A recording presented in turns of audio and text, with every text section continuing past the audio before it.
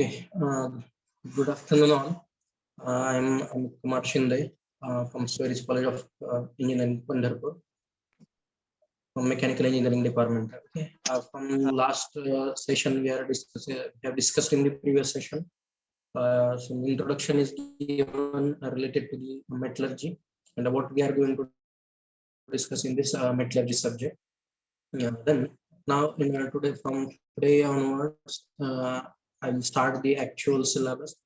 Now today we will start our first chapter. The name of the first chapter is Introduction to the Ferrous Alloys. Okay, this is the first slide. Then one by one, first I will discuss the syllabus, and after that, one by one we will discuss the points. If you are having any query in between, you can directly add that in the. You can directly ask it, or you can put that in the chat box also.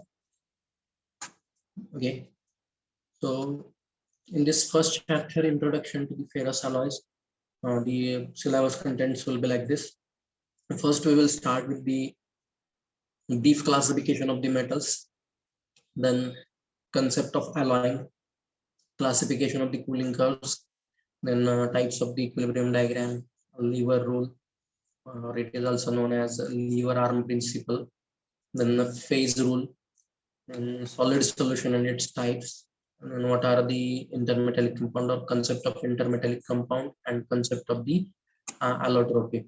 Out of this, this lever rule, questions based on this lever rule will be asked in the gate examination or competitive examination. Okay, conceptual questions will be there on this equilibrium diagram and on this lever rule. Okay, so for better understanding of this equilibrium diagram and lever rule, you have to understand the basic classification and classification of the cooling curves, then solid solution. Depending on these concepts, only equilibrium diagram and lever rules are based. And so it is very important. Sometimes they have asked the questions for 2 or 4 marks. Depending on, they will provide you equilibrium diagram and they will ask you the percentage of the phases. These types of questions are asked in competitive examinations. Generally, they are asking in gate examination also. Okay.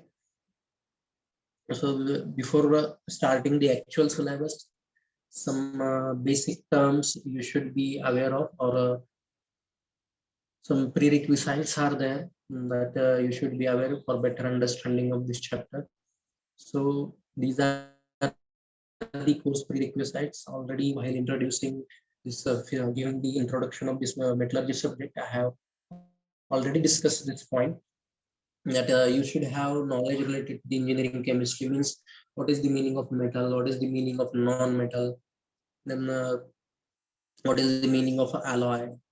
Okay, what are the metalloids? These concepts are already you have learned in the engineering chemistry, and these concepts will be helpful in this chapter.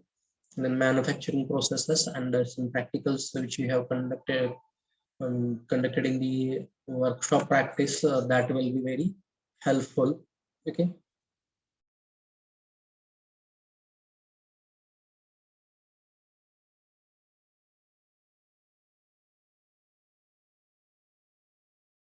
So these are some crystal structures. Okay, these are basic crystal structures.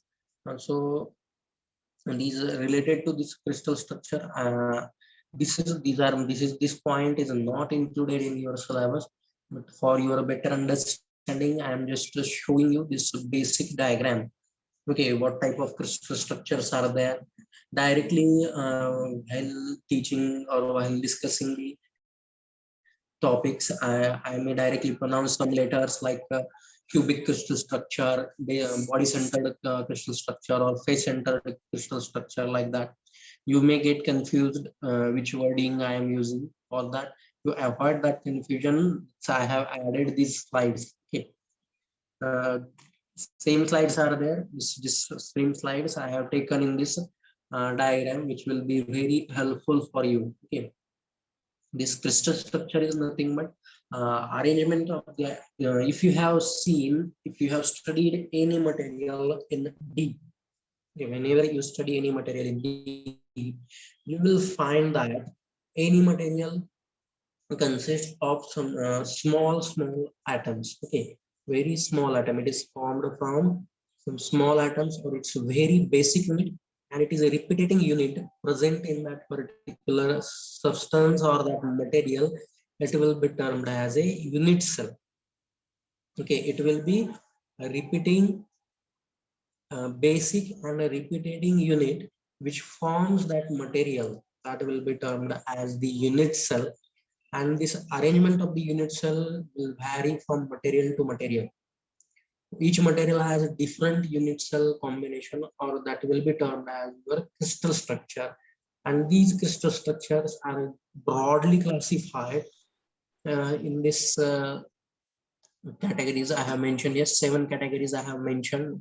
First, the cubic crystal structure, tetragonal crystal structure, monoclinic crystal structure, orthorhombic crystal structure, then rhombohedral crystal structure, hexagonal crystal structure, and triclinic crystal structure. Okay, so here just the arrangement of these axes will be different, and their angles will be different. Depending on that, these 7 categories are made. Okay, just try to understand the basic concept. They are not going to ask you these questions in the theory part that draw these diagrams like this. Just you have to remember the concepts, how the basic arrangement of the atoms is made. Okay, now in simple cubic structure, I will just explain this cubic structure, because basically we are using these basic crystal structures, or whichever metal part is there. This will get repeated again and again. That's why I will explain it in brief, and after that we will go for our actual syllabus. Okay, this is the simple cubic structure. In this simple cubic structure, okay, cubic structure, it has different types in that cubic structure. I mean, subcategories are there. So first we will discuss this cubic structure, means atoms. These are these red dots are nothing but the atoms. Okay, atoms arrangement will be in a cube shape. Okay, atoms will be arranged in a cube shape. It is visible in this diagram. Okay, I'm highlighting with the help of this cursor. And this is the cubic crystal structure, and it is simple cubic structure. All the atoms are placed at the eight corners of that particular cube. Okay, this is simple cubic structure. And then the next crystal structure is body centered cubic crystal structure. Okay, all these 3 are cubic structures only. This is the body center, and this is the face center. And what is the difference in simple cubic and body centered cubic crystal structure? In simple cubic structure, atoms are present only at the corners of the cube. Okay, cube has 8 corners. Only 8 atoms will be there, each at the corner of that cube. But in case of in this body centered cubic crystal structure, atoms will be present at the corners, as well as one central atom will present at the center of that cube. Exactly at the center of cube, one extra atom will be there in the center of that cube. So that's why this is the term as body centered cubic crystal structure. It is a cubic crystal structure only, but atoms are present at each corner of the cube, as well as at the center one atom will be there. Okay, so this is the body centered cubic crystal structure. Then face center, which is this third crystal structure, face centered cubic crystal structure. Now it will be very similar to this basic one, and some extra at each face of the cube. Okay, here these red dots, try to identify the red dots. At each face of the cube, exactly at the center of that face, one atom is present. Okay, at corners also atoms are present, and at each face of the cube, exactly at the center, one face atom is there. Okay, here, this bottom face, here top face, this the side right corner, then side left corner. Okay, and exactly is different surface and this is the back surface. Okay. In this way, six atoms will be there on six faces exactly at the center. So this will be termed as the face-centered cubic structure. Okay. In this diagram, it will be very clear. Okay. These are cubic crystal structures. This first one is body centered, then face centered. Okay, this is the face center. At corner, one atom, and exactly at the center. This is the face center.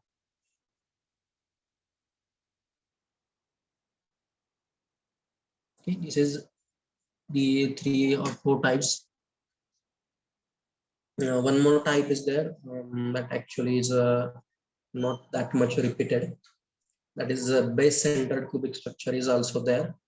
Okay, base-centered means exactly on the base, one center at the center of that base, one atom, extra atom will be there. Okay, so these are different cubic crystal structures. Then in tetragonal crystal structure, it has two types. Monoclinic also has two types: simple monoclinic and end-centered monoclinic. Tetragonal has two types: simple tetragonal and body-centered tetragonal. Then orthorhombic has these four types: simple orthorhombic, body-centered orthorhombic, face-centered orthorhombic, end-centered orthorhombic.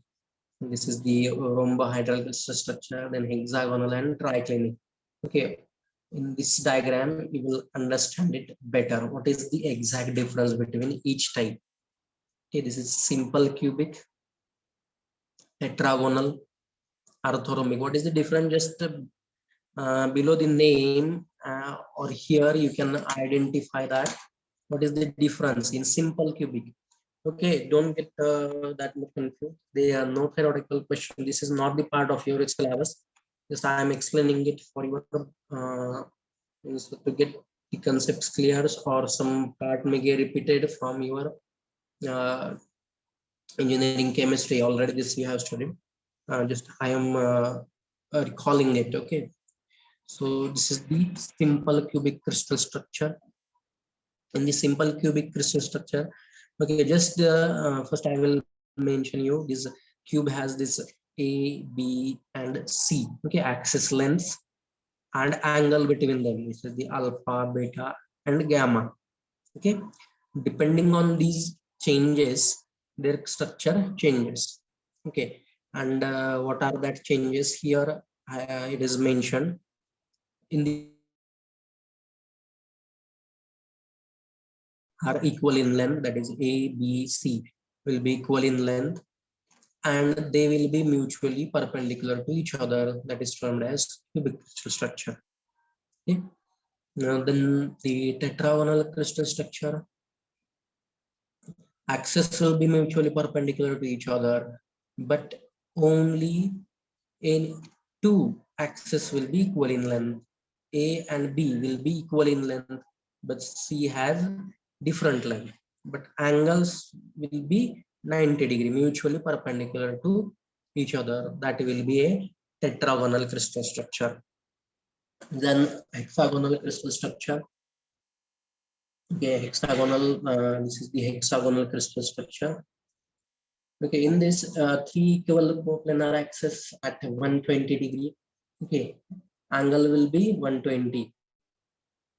Here this angle is 120. Okay, and one angle will be 90-degree. This will be perpendicular. Okay, this is the perpendicular axis, and here length of a and b, this length, here you can identify a and b will be equal, but height is different. This will be termed as hexagonal crystal structure, and angles are also, one angle will be 120-degree and two angles will be 90-degree. That is perpendicular to each other. Rhombohedral, this one corner yellow diagram. Length of axis is same, but angles are these angles will be other than 90 degrees. Okay. Here, this is the basic difference in simple cubic and rhombohedral. Length of axis is in both cases is same, but in simple cubic, all axes are mutually perpendicular to each other. But in case of rhombohedral, they are not perpendicular to each other. And this is the monoclinic crystal structure. Two axes will be equal in length. Another is having different length, and two angles are 90 degree. Okay, this angle and this angle is 90 degree, and this is less than 90 degree. Okay, and in triclinic, all lengths and all angles, all lengths will be unequal, and all angles will be other than 90 degree. Other than 90 degree, this is the condition. Okay, in this way, depending on the arrangement of the or nature of the axis, okay, axis and their arrangement, these crystal structures will be there. In some competitive examinations, they have asked these types of questions. Why I am teaching you this type of questions may be there in the competitive examination. So in that examinations, they will give,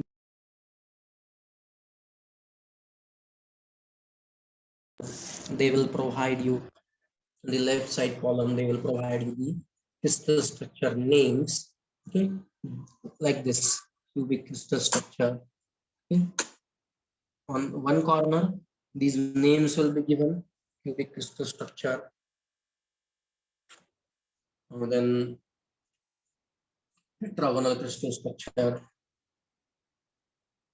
hexagonal, like that. And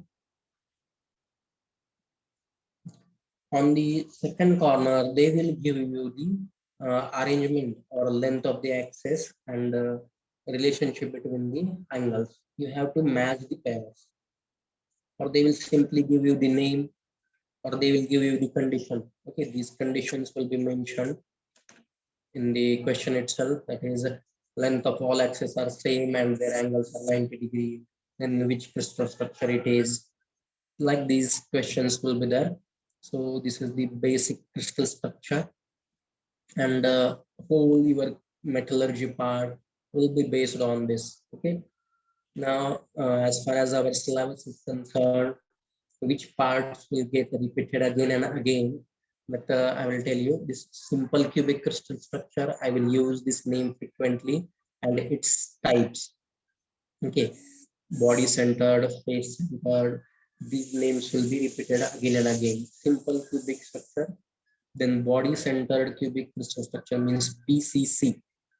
Then face centered cubic crystal structure is FCC. Okay, this is BCC. And then if it is a, okay, I will show you this. This is the BCC crystal structure. Okay. And then face center, this is FCC.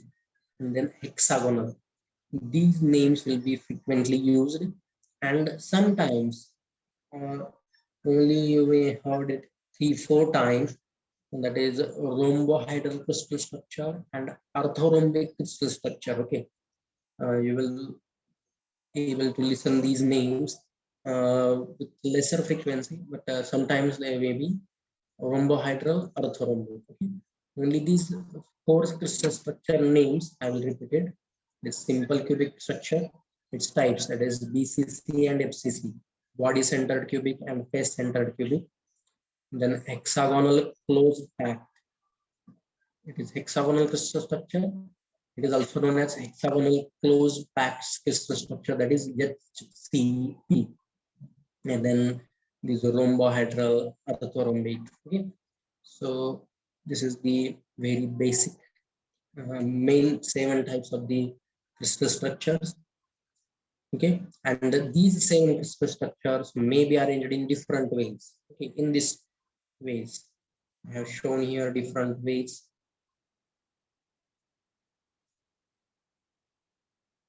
Okay, approximately I think 14 ways are there in these different arrangements can be done. Okay, these 3, these 4, 4, 3, these 14 are in different ways. These 7 types can be arranged. These crystal structures can be arranged, and these 14 names are termed as Bravais lattices. Okay, these are termed as Bravais lattices.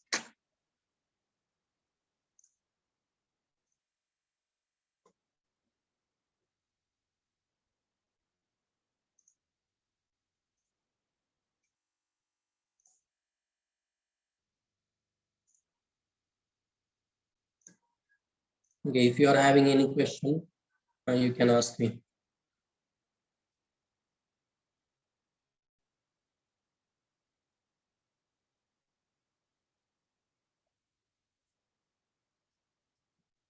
If no question is there, can I move towards actual syllabus? Then we will move towards actual syllabus. Okay.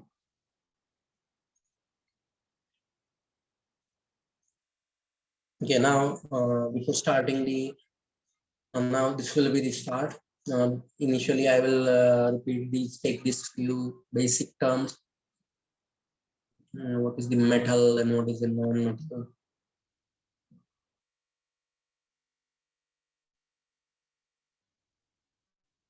Okay, please confirm that my presentation is visible and I am also visible at the top corner in one screen. Yes, sir. Okay. If you, any question is there, you can ask me.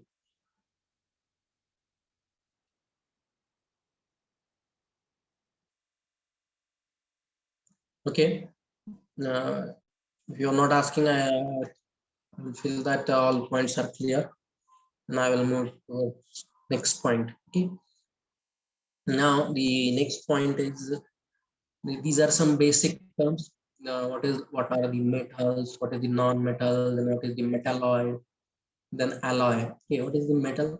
Metal it is a solid material which can has the specific properties like very good conductor of heat and electricity. And they are hard, they are soft, malleable, ductile, and shiny in nature. Generally, that type of solid material we are terming it as a metal. We are terming it as a metal. For example, you can say that different your gold, silver, copper, nickel, all these are metals here. Okay. Mm. Then the next is the non-metal.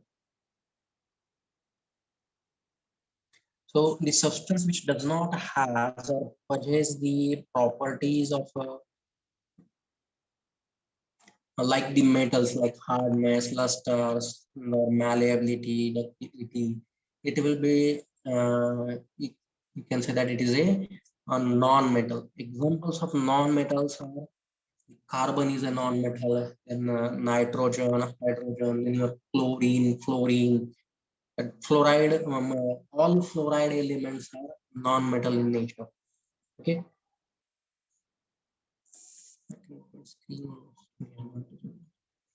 Sorry for that little disturbance. I think now I'm visible. And we are discussing the metals. I have explained that metals. Now, what is the non-metal? The non-metals are the substances which does not have the metallic properties like they are having less hardness, they are not malleable or ductile in nature, then they are very bad conductor of heat and electricity. These are the non-metals. Example of the non-metals, I given some examples that from your chloride, chlorine, and then fluorine, bromine, these are some non-metals. Then carbon, hydrogen, nitrogen, these all are come under the category of the non-metals. Then metalloids. What are these metalloids? This is the recently added term. Metalloids means a term added after a few days of invention of this metals, non-metal. Then the materials or elements having properties intermediate between metals and non-metals. Okay, that will be termed as metalloids. Example like arsenic, antimony, tin. These elements will be termed as metalloids. They may possess some properties of metals and some properties of non-metals. Okay, means they may be semiconductor of heat and electricity like that, but they are malleable or soft in nature like that. Okay, so arsenic, antimony, and tin are the examples. Now, what is the meaning of alloy? Now, alloy it is nothing but combination. Okay, alloy it is a combination of a metal. Okay, one metal with the one or more metals. Okay, one basic metal will be there, and in that, if you add metal as well as non-metal, also you can add. Okay, but initial, what is the basic condition? The element which is metal must be present in the largest proportion. Okay, that will be termed as the alloy. Okay, it is termed as the alloy. Means in short, you can say that mixture or combination of two or more elements having metallic properties. Two or more elements having metallic properties, that will be termed as the alloy.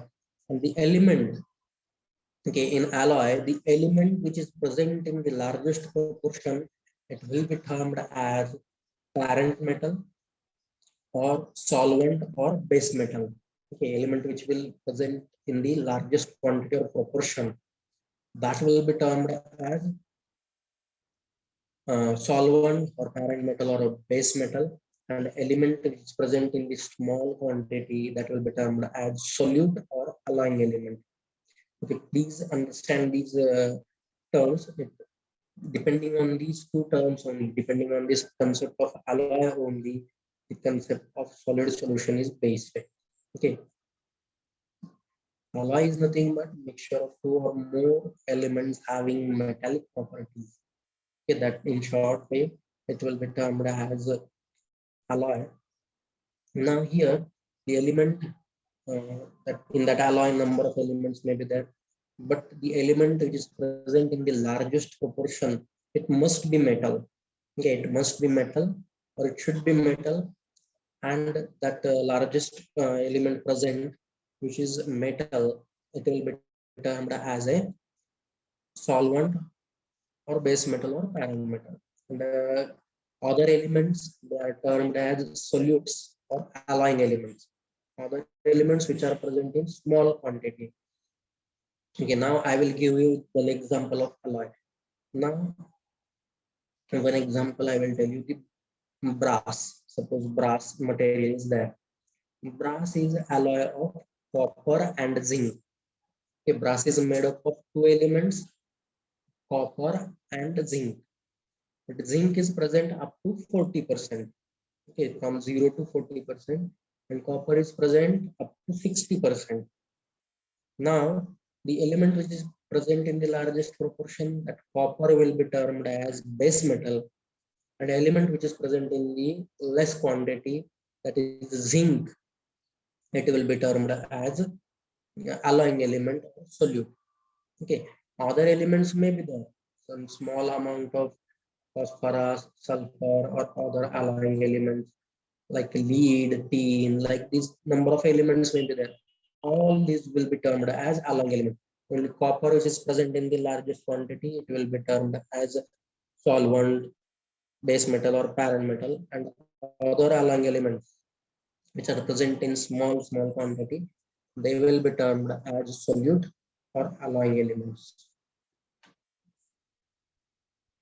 Okay, these are some examples I have added here. Okay, these are some examples of metals, metalloids, and non-metals. You can go through it. And the examples of alloys. Steel is example of alloy, then brass, bronze, all these are examples of the alloys.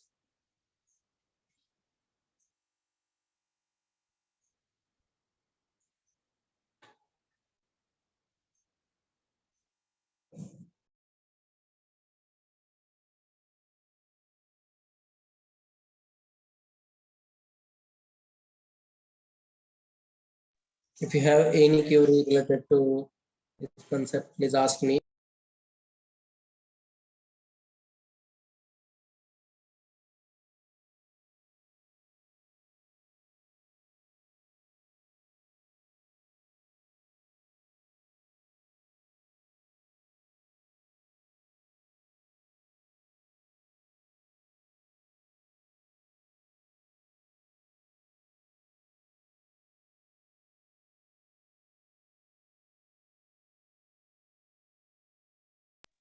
If you have any question, please ask me. I will move towards the next concept, Gibbs phase rule.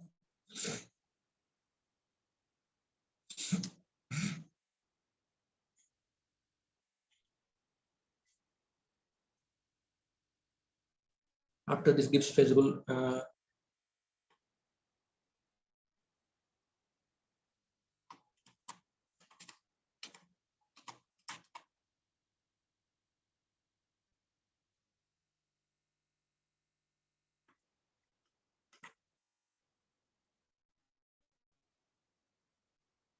if you have any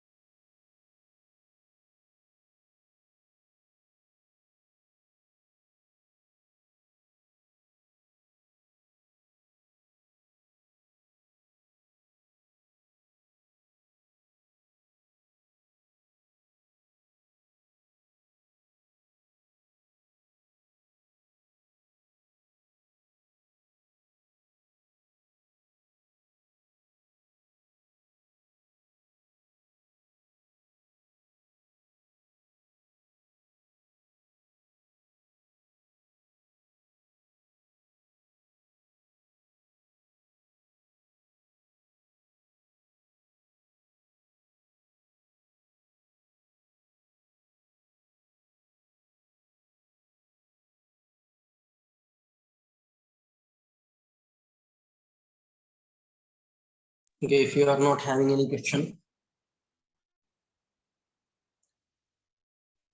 we will move towards next point. Okay, this is the Gibbs phase rule. I think this you have studied in the chemistry, engineering chemistry.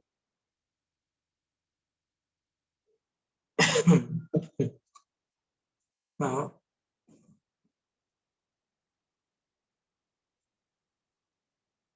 you are already aware of this thing. I will explain it one by one.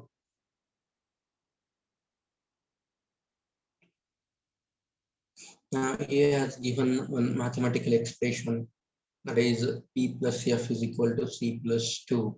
Okay. Who has given this phase rule? That is Joseph Willard Gibbs. Okay, in 1875, he has given one principle for governing the thermodynamic equilibrium present in the system, and that basic governing principle, which is present in thermodynamic equilibrium, it will be termed as the phase rule. Okay? And he has published one paper titled related to that, that is equilibrium of heterogeneous uh, substances, and the mathematical expression is given by formula P plus F is equal to C plus 2. Now here in this P plus F is equal to C plus 2, and at the end, in practically, we are using the term, that term is P plus F is equal to C plus 1. Okay. Now, how this equation is transformed from P plus F is equal to C plus 1, or why we are using practically this equation only, that I will explain. Now in this equation, P denotes, P indicates number of phases present in that particular system. Then what is the meaning of system? The part of the universe under your observation, on which you are performing the study. That is basically your system. And whichever system, or suppose you have considered one material under study. Okay, suppose you are performing once collected the steel sample. Then that steel sample is your system, and number of phases present in that steel will be termed as P, letter P, that is denoted by number of phases present in that particular material. And then F indicates the degree of freedom, number of degrees of freedom. What is the meaning of degree of freedom? What is the meaning of degree of freedom? Suppose in The phase existing in the system, it depends on three basic variables or parameters, that is the temperature, pressure, and composition. On these three parameters or variables, phase of the system depends. Then, how many parameters you can vary without changing the number of phases? That will be termed as a degree of freedom. This is a little bit complicated term. Okay, I will explain it in short way. Number of parameters out of these three parameters, that is parameters or variables, temperature, pressure, and composition, that can be varied without changing the number of phases present in the system. It will be termed as degree of freedom. Degree of freedom, and this will I will explain in the with the examples of some metals, alloys, in the classification of the cooling curves point. Okay, there you will understand it in the better way. Just what you have to remember: number of parameters that can be varied without changing the phases in the system. That will be termed as degrees of freedom. That is denoted by letter F. And next is letter C here. C is there. Now here, the C indicates the number of elements present in the system, number of elements present in the system, or number of components present in the system. That will be termed as the, or it is denoted by letter C, and 2, numerical letter or digit 2 is there. It represents two variables, temperature and pressure. Okay, it represents two variables are there, temperature and pressure. Two variables are there, and that are indicated by the digit 2. Okay, but as far as the binary phase diagram is there, binary phase diagram means only two elements are there in that system. Suppose copper and zinc. In brass, copper and zinc, two elements will be there. Then this is a binary system. If three elements are there, copper, zinc, and lead, then it is trinary phase diagram or tertiary phase diagram. Okay, binary, then tertiary, like that. As number of elements in this, its name will be different. Single element, okay, that will be termed as pure metal. Then if two elements are there, then binary. If three elements are there, tertiary phase diagram. Like that, names, just names will get changed. Okay. Now, how this P plus F is F is equal to C plus 2 is becoming this C plus 1. Now here, this 2-digit indicates the two parameters, pressure and temperature. But almost all studies we are carrying out by using or keeping the pressure constant. Keeping the pressure constant or at atmospheric pressure. Okay, that's why we are considering the pressure as a constant variable, and that's why instead of using 2, we are using here 1. It will get converted into 1 because we are doing all the studies almost at constant pressure. Okay, so whenever we are applying this Gibbs phase rule to any uh, whenever you are applying this Gibbs phase rule for any alloy or any cooling curve, we are generally applying this cooling curves. There you have to use P plus F is equal to C plus 1. Okay, basic equation will be P plus F is equal to C plus 2. But whenever we are conducting or we are using binary phase diagrams, okay, binary phase diagrams, there we are conducting the study at constant pressure. That's why P plus F is equal to C plus 1. Okay, so this is the Gibbs phase rule. And after this Gibbs phase rule, the next point is the solid solution. The next point is solid solution.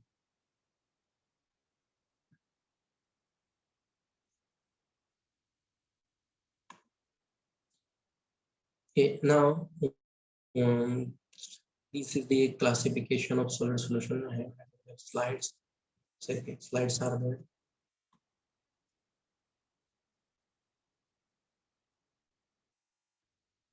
And before that, before starting the solid solution, okay, there is one basic principle or rule is given to understand the solid solubility, and that rule is Hume-Rothery's rule of solid solubility. Okay, Hume-Rothery's rule of solid solubility. Then what this rule basically,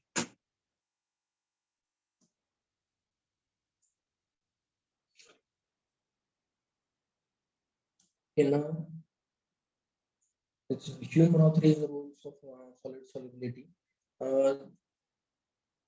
It has given certain factors here. Okay.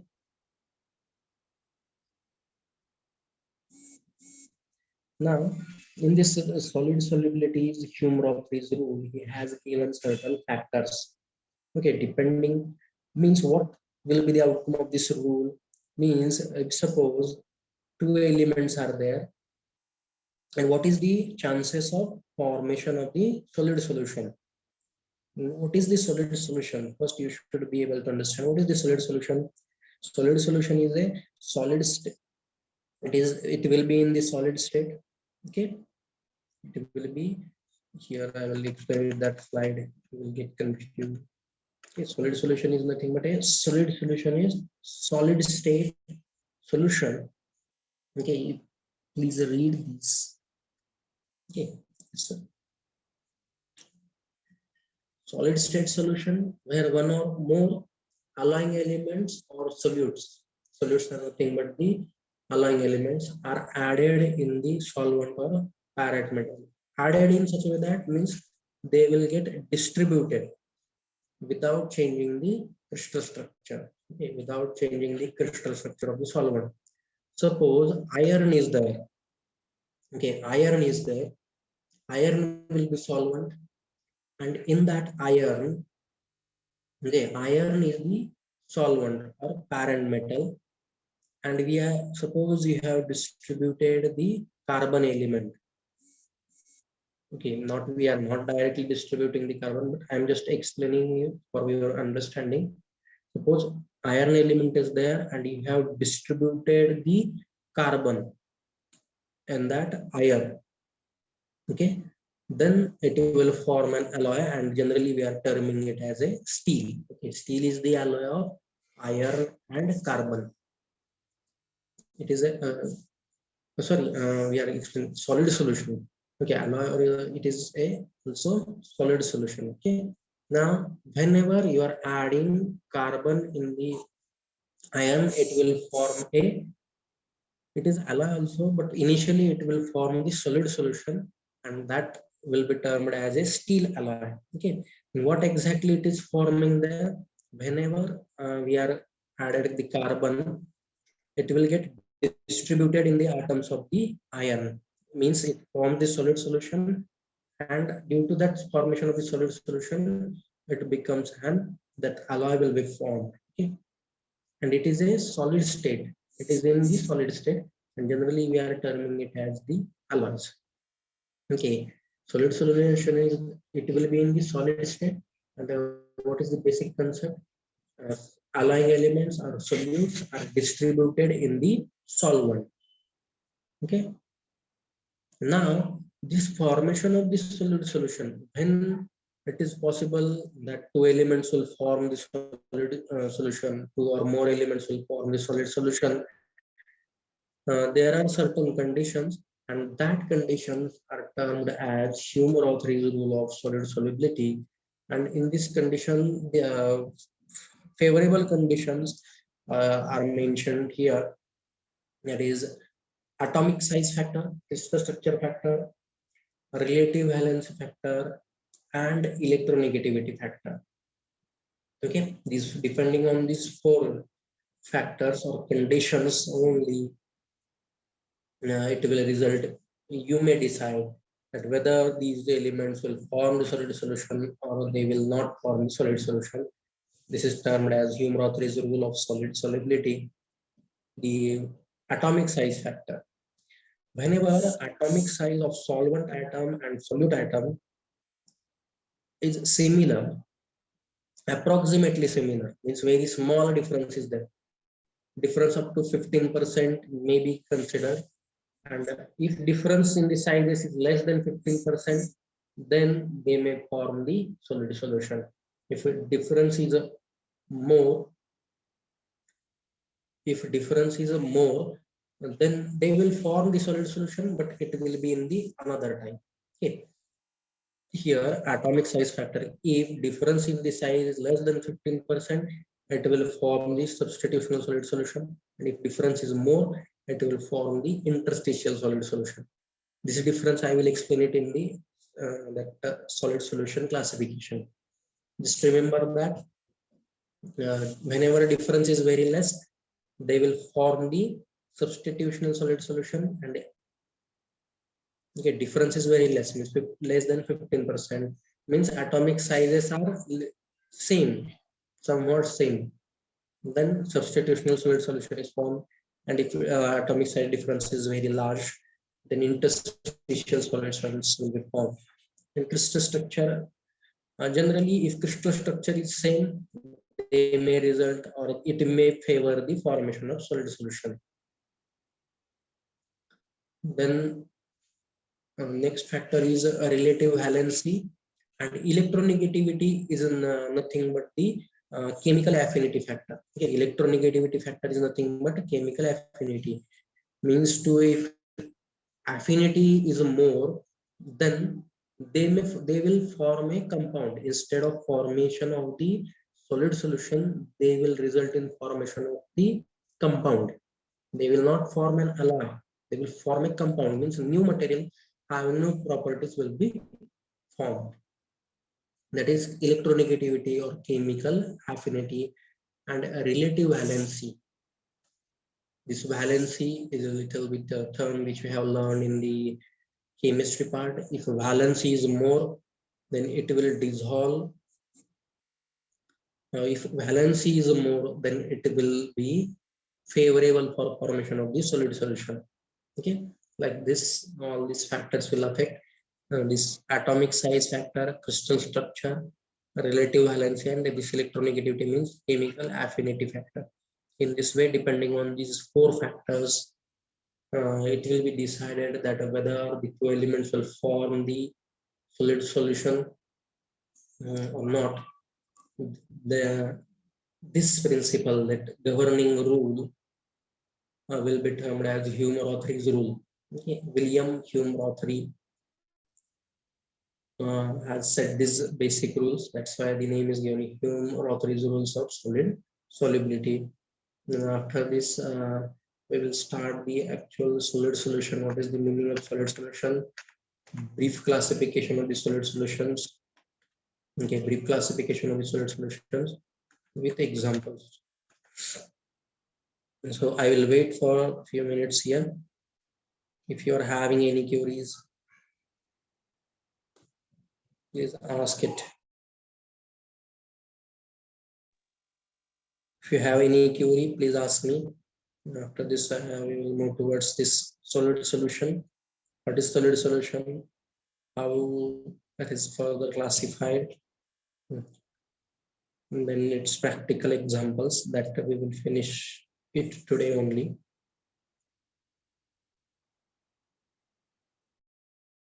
I will wait for a few minutes here. If you have any query, you can put it through the chat box.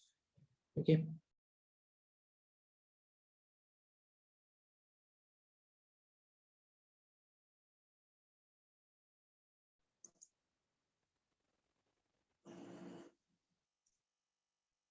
Okay. Now I welcome you all for this.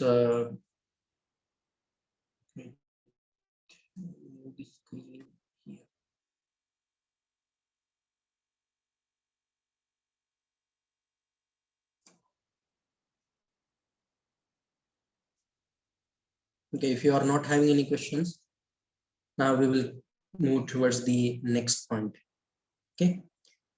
Now already I have explained. Okay, already I have explained what are the conditions for the formation of solid solution. That is Hume-Rothery's rule of solid solubility means what are on which basis you can decide if elements are there whether they will form the solid solution or not. Okay, now in examination separate question will be there on this solid solution. You have they may ask you what is the meaning of solid solution, how the solid solutions are classified, what are the examples of solid solution. Like this different questions will be there. Okay, and now first and they may ask you the differentiating points also. Okay, now I will start this point. Yeah, I welcome you all for this today's session. Wait, this camera adjustment.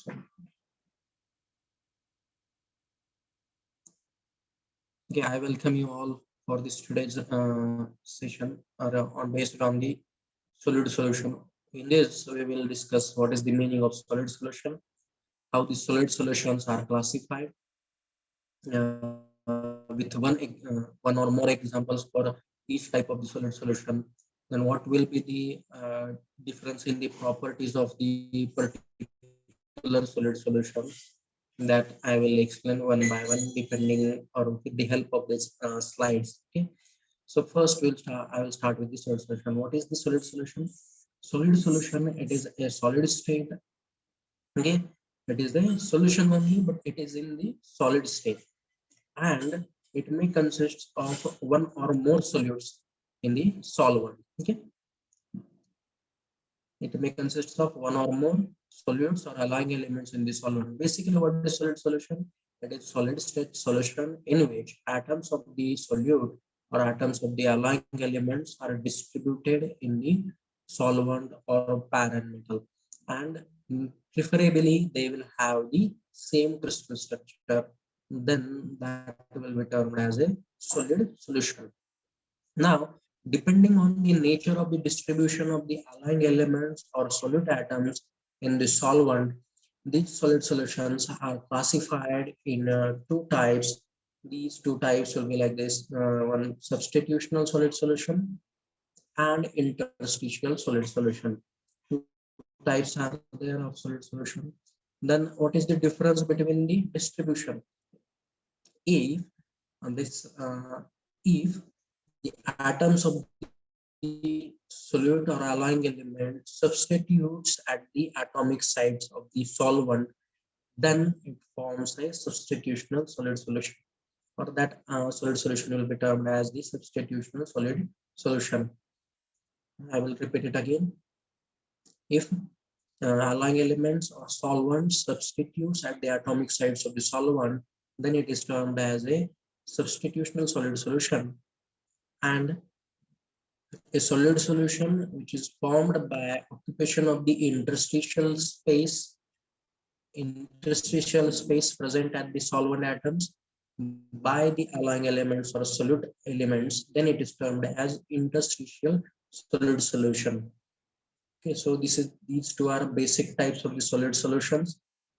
Then the substitutional solid solution is further classified in two types: ordered or regular substitutional solid solution and disordered or a random substitutional solid solution. When the in short way, I will tell you what is the difference between ordered or a regular and disordered or random. Okay, substitutional solid solution. The distribution will be in a ordered manner, and distribution will not be in a ordered or definite manner or pattern. That will be random substitutional solid solution. Then in the next slide, I have added. Okay, this is the substitutional solid solution. Separate slide I have added here: substitutional solid solution. Substitutional solid solution I have added here. This is the now this with the help of this one example, it will get cleared here. One example I have given. One example you can consider brass. Suppose brass is the example of substitutional solution. Okay, means this is the solvent, means you can consider this green color is the solvent metal, atoms of the solvent metal, and these blue colors are atoms of the solute metal or solute element. Okay, now what will happen? Everywhere initially, in the initial stage, only green atoms or solvent will be there. Then alloying elements or solutes will get distributed in this solvent atom, and it substitutes exact places, substitutes the atomic sites of the solvent. Okay, here this is the substitution is occurring. Okay, like in sports, you have, if you are playing cricket or observing the cricket, whenever a player got injured, we are getting a substitute fielder. Okay, for one player, one substitution will be there, like that. Okay, one is removed and on it exactly it takes its place. In this way, the substitution occurs. This is the substitution, and when such kind of substitution is occurred in case of the solid solution, it will be termed as substitutional solid solution. Okay, the solute atom, or this is blue is solute atom or alloying element, exactly it will get substituted at the atomic sites of the solvent. So this will result in the substitutional solid solution. Okay, and there one point you have to take care that whenever atomic size difference is less than 15%, atomic size difference between solvent and solute or alloying element, it is less than 15%, it preferably forms the substitutional solid solution only. It preferably form the substitutional solid solution only. Okay, and there will not be any change in the crystal structure also. So this is the substitutional solid solution. Example of the substitutional solid solution is, you can say that brass. Okay, brass, that is copper and zinc alloy, and when it is some temperature conditions are there, I will explain it with the help of the subtypes. Okay, brass shows the substitutional solid solution only, brass, and then gold and copper alloy. Okay, these are example of substitutional solid solutions. Now these substitutional solid solutions are further classified in ordered substitutional solid solution and disordered substitutional solid solution. Okay, now here this if you see carefully, red colored are the solute atoms or alloying element atoms, and this blue color are the solvent atoms. Okay, here you are seeing that the distribution substitution is occurring. Okay, distribution is done by substitution. Distribution of alloying element in the solvent is done by substitution. Hence, it is a substitutional solid solution. But when this distribution is occurring, it is occurring in a definite manner or definite pattern here. If you observe carefully, the solid atom is occupying the alternate space. Okay, alternate space is occupied here. Means whenever the substitution of the alloying elements or solute atom is in a definite order or a definite pattern, then it will be termed as ordered substitutional solid solution. Copper and here copper and AU16 shows the ordered substitutional solid solution. Okay, then you can say that gold and copper also, you can reverse this case also. Then you can say the brass below 453 degrees Celsius. Okay, brass, that is copper and zinc alloy below 453 degrees Celsius, it shows the ordered substitutional solid solution. And when it goes above that temperature, it shows disordered substitutional solid solution. Okay, brass, that is copper and zinc alloy above 453 degrees Celsius, then it will show there is temperature range. This is not exact 453. It is temperature range between 453 degrees Celsius to 470 degrees Celsius. After this range, It will above that range, it will show disordered substitutional solid solution, and below this temperature range, it will show the ordered substitutional solid solution. Okay, these temperature conditions are for copper, zinc alloy, that is brass. Now, what is then disordered substitutional solid solution? Okay, distribution of the here distribution or substitution of the alloying element is occurring in the solvent, but it is not in a definite pattern or a definite way or in a definite mode. Okay, randomly they are occupying spaces. Okay, the solid atom or alloying atoms, alloying element atoms will occupy the random spaces, substitute the random spaces of the solvent atoms. Then this type of solid solution is termed as disordered substitutional solid solution. Yeah, this type of substitutional solid solution is disordered, or it is also termed as a random substitutional solid solution. Okay, substitutional solid solution has two types: a regular or ordered, and disordered or a random substitutional solid solution. Example of disordered substitutional solid solution is brass, that is copper zinc alloy above 450 to 470 degrees Celsius.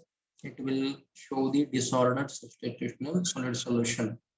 Okay, so these are some examples. Now, if some comparison is done between the properties, then in between this ordered and disordered substitutional solid solution, the first difference already I have explained with the help of definition is the one example, that is the substitution is in a definite pattern or a way in the ordered, and substitution is not any definite pattern or way in the disordered substitutional solid solution. Second difference will be the examples. Okay, same example, it will be very helpful to recall it easily. Okay, that is zinc, sorry, copper zinc alloy, that is brass, below 453 degrees Celsius, 453 to 470 degrees Celsius, 70 degrees Celsius range. It is ordered, and above that range, it will be disordered substitutional solid solution. Related to the properties, ordered substitutional solid solution, this will be more hard in nature and they have more strength, and they requires more energy for deformation. Okay, 2-3 points I have explained here. It will be more hard, it has more strength, and it requires more energy for plastic deformation. And when you compare it with the disorder, it is less hard and it has less strength and requires less energy for the plastic deformation of these kind of solid solutions. So this is the differentiating points between ordered substitutional solid solution and disordered substitutional solid solution with one example. Okay, easily 5-6 differentiating points can be done. Okay, how differentiating points you have to write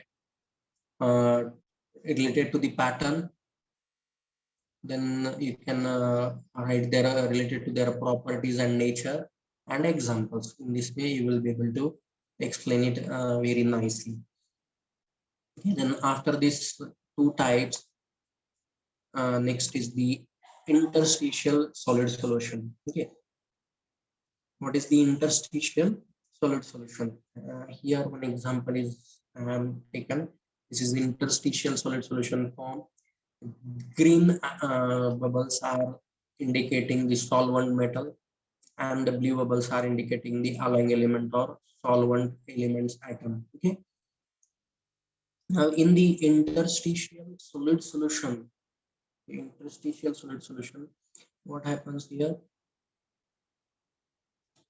It is a solid solution in which atoms of the solute or alloying elements, atoms of the solute or alloying element occupies the interstitial gaps. Okay, this is the gap. This is the interstitial gap present, interstitial gap present in the solvent atoms. It exactly occupies this interstitial gap. Okay, alloying element or solute element, the solid solution in which alloying element or solute elements occupies the interstitial gaps or space present in the solvent atoms, okay, without changing the crystal structure, it will be termed as interstitial solid solution.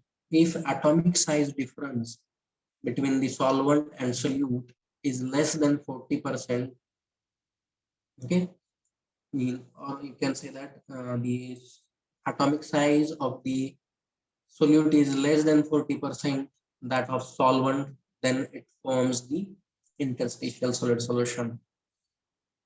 Now, you have to mention certain examples and its properties. Generally, interstitial solid solutions are soft, malleable, and ductile in nature. And whenever you add carbon, nitrogen, hydrogen, boron, oxygen in the iron element, it will form the interstitial solid solution. Okay, it will form the interstitial solid solution with the iron. This is the example related to the properties. Interstitial solid solutions are soft, malleable, and ductile in nature. Sometimes you can do the comparison between substitutional solid solution and interstitial solid solution. Okay, how these comparisons will be done in the substitutional solid solution? Substitution will occur. Okay, solute elements or allying elements will substitute the atomic size of the solvent. And in case of the interstitial solid solution, solute element or allying element will occupy the interstitial gap present between the solvent atoms. Okay, here, if atomic in the substitution side, if atomic size is difference is less than 40%, then the substitutional solid solution will be formed. And if atomic size difference is between the solute size and solvent side is 40% and more, then it will form the interstitial solid solution. Then substitutional solid solution, they are hard in nature and has more strength. This will be soft, malleable, and ductile, having less strength as compared to that substitutional solid solution.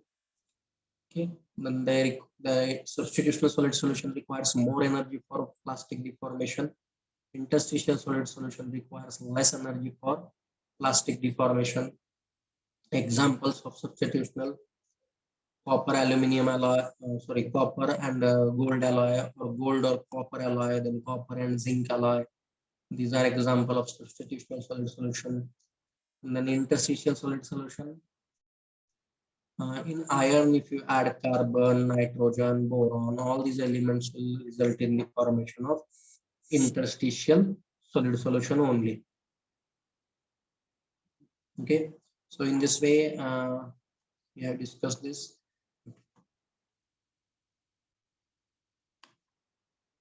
Okay, now in single diagram, I have explained or collected all three types so that it will be very easy to remember you.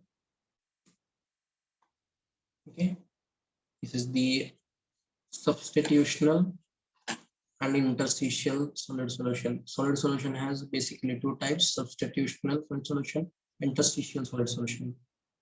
When solute atom substitutes at the atomic size of solvent, here substitution is occurring, then substitutional solid solution is formed in these first two cases. And if solute of atoms or allying elements occupies the interstitial gaps between the solvent atoms, then it will be termed as interstitial solid solution. Okay, this is interstitial solid solution. Then the substitution has two types: random or disordered, and ordered or irregular substitutional solid solution. Okay, here no pattern is there, that's why it is a random or disordered. Here definite pattern is there, alternately occupation is substitution is done, that's why it is the ordered substitutional solid solution.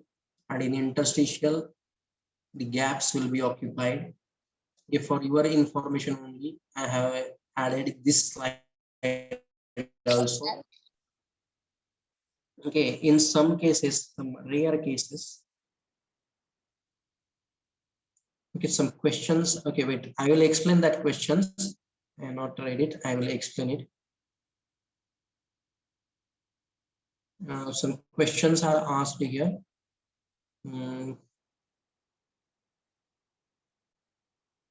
Okay, first one by one I will take it. Just I will explain this slide and I will take these questions.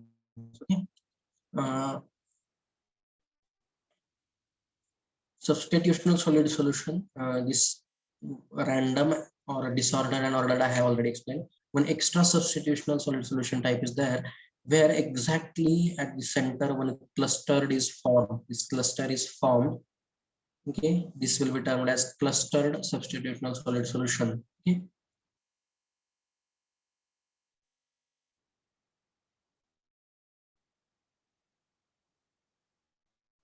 Okay, now questions are there. So Pawar has asked me what is the difference between solution, solvent, and solute. And then one more question, Rakesh Birazar, is it copper in cooled solution?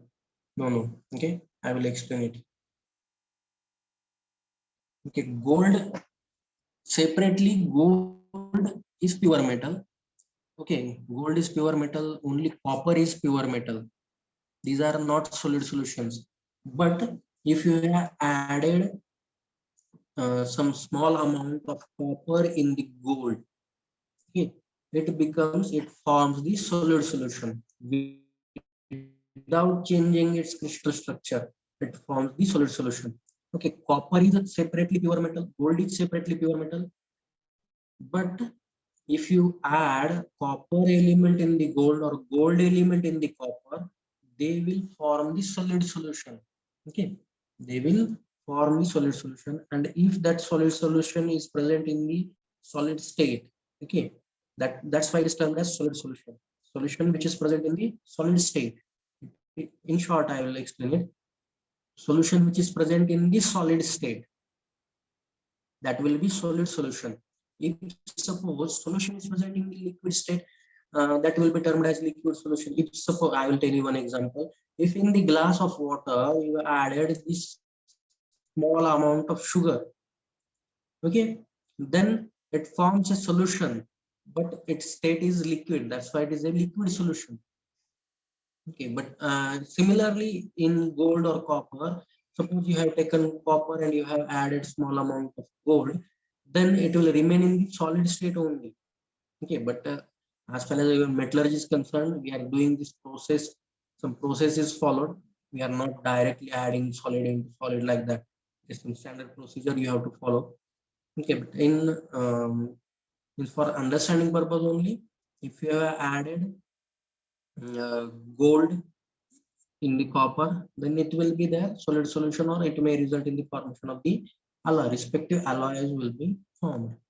Okay, this termed as the alloy only. And another question, I hope yes, what is the difference already? This togetherly I have explained this solute and solvent and solution. You are getting confused in these three terms. Okay, I will explain it. Okay, I'll show you with the help of this diagram. Okay, now please concentrate on this diagram. Okay, these are the solvent atom. Okay, solvent atom, and this is the solute atom, solute or alloying element. Okay, in the solid solution, what will happen? This will be a mixture. Solid solution is nothing but a solution which is present in the solid state. Simply, it is a mixture of two or more elements or metals. That is the solid solution. Okay, and the element which is present in the largest proportion. Here, green atoms are present in largest proportion.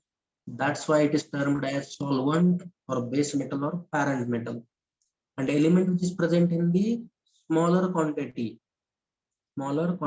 or smaller proportion, it is termed as alloying element. Okay, so this is the difference between solvent and solute. Solvent will be present in the larger element in any mixture. In the mixture, if an suppose one mixture is there or solution is there, The element which is present in more quantity, it will be solvent. Elements which are present in the smaller quantities, it will be termed as solute.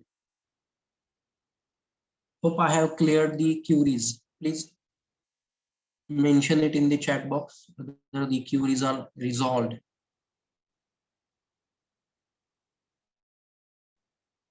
Or I have to explain it again. Saurabh Pawar or Rakesh Birazdar. Please confirm that I have resolved the query.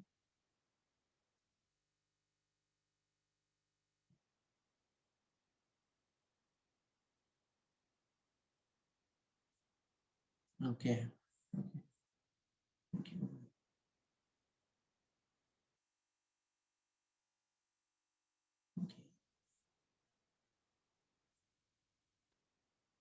Now, if anyone is having another query from this point, please ask me. You can ask me.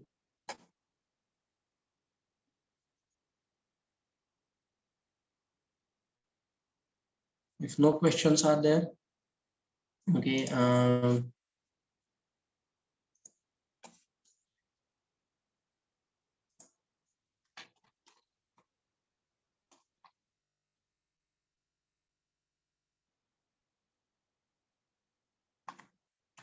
Okay. So in this today's session,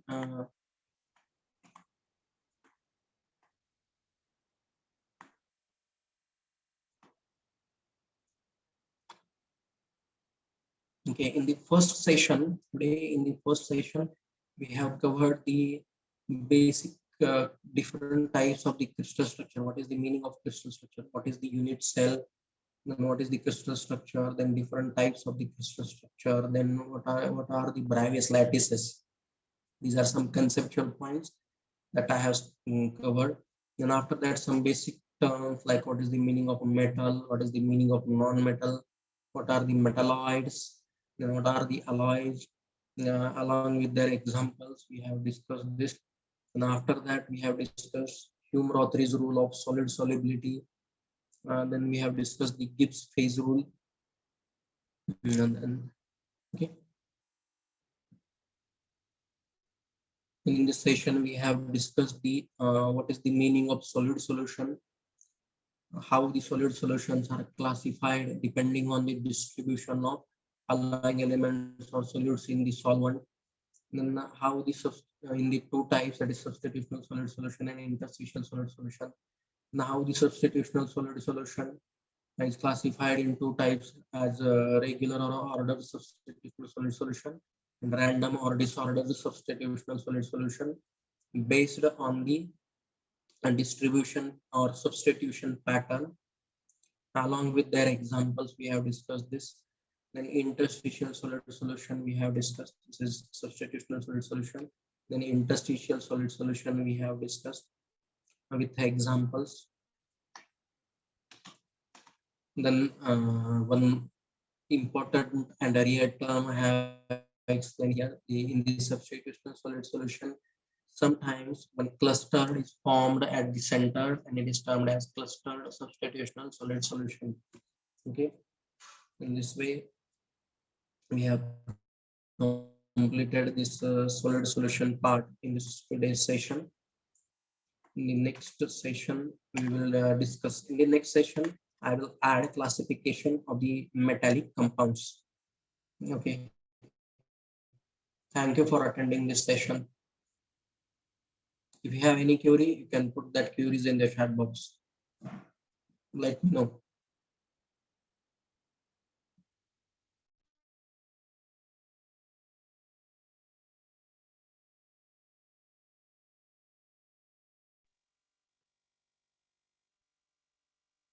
Okay, now please put your roll numbers in the chat box for attendance purpose. Please put your roll numbers. Fastly do this activity and I will randomly verify it.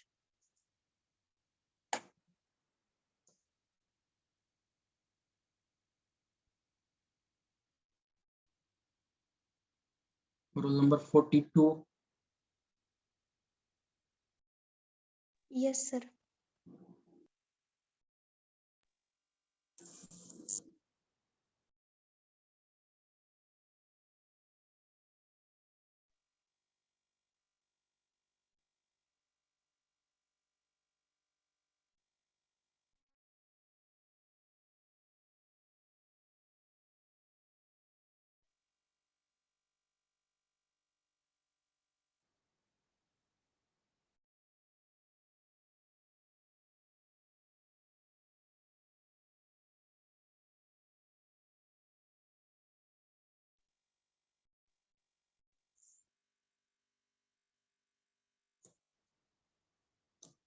42, roll number 42.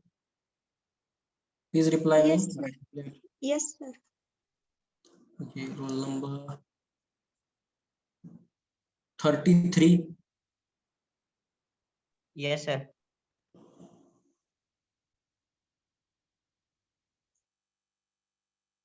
Roll number present, roll numbers out of present.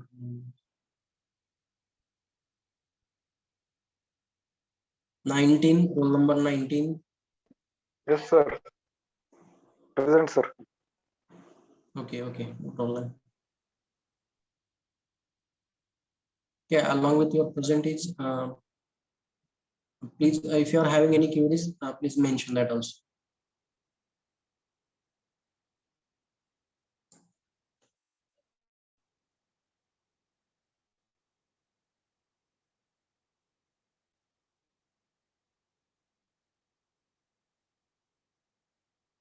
And then the roll number 65. Yes, sir. Okay. Roll number 3. Yes, sir. 14, roll number 14. Yes, sir.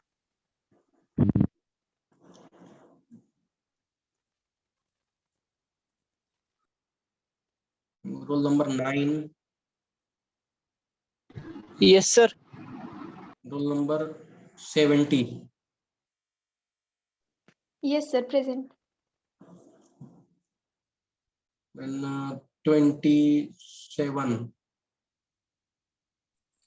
Yes, sir. 66. Present. Okay. Okay, thank you. You can leave now. If you don't have any query, you can leave this session. In the next session, we'll conduct as per our schedule. Okay. Thank you. Thank you for attending this session.